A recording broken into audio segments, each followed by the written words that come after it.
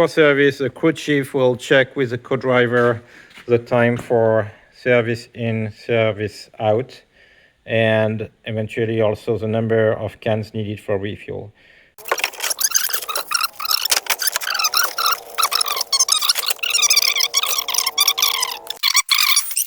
The wheels in the front, we shake them vertically like this to see if there is any play. If there's any play like this, that could come either from the suspension or the ball joint.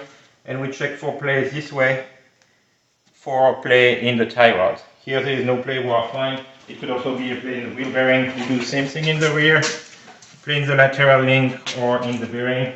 It's good. So we do that before we detach the wheels.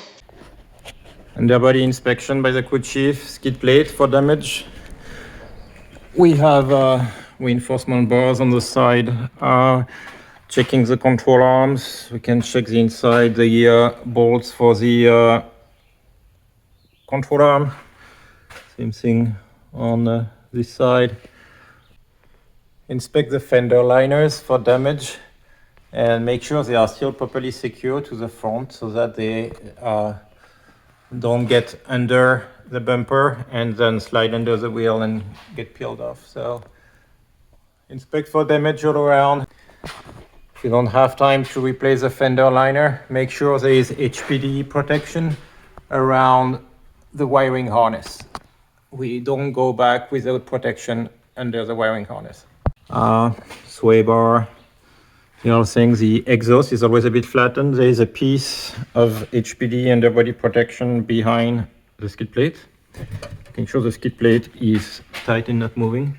Then we go towards the exhaust. Those bolts can get loose, so we check them regularly, at least once a day. Same thing. Exhaust bolts here.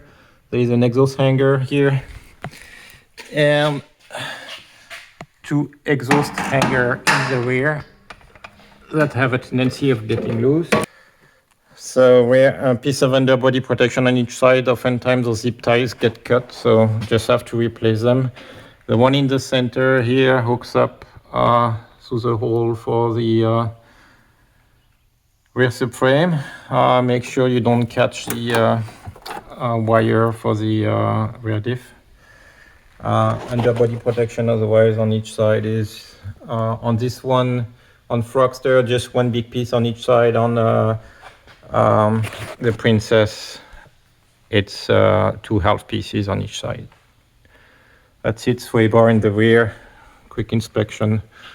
The crew chief also needs to check the axle nut, making sure it didn't move, so check the paint mark for that.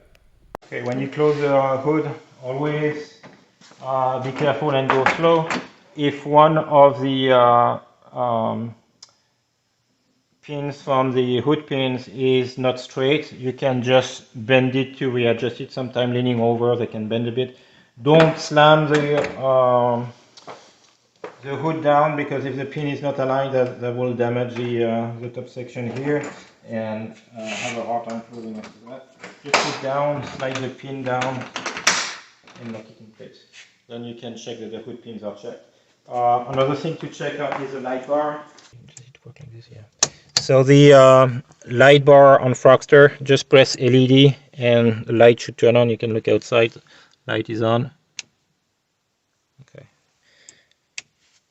And that's it. I don't have any fog lights anymore, so just the light bar to make sure it works.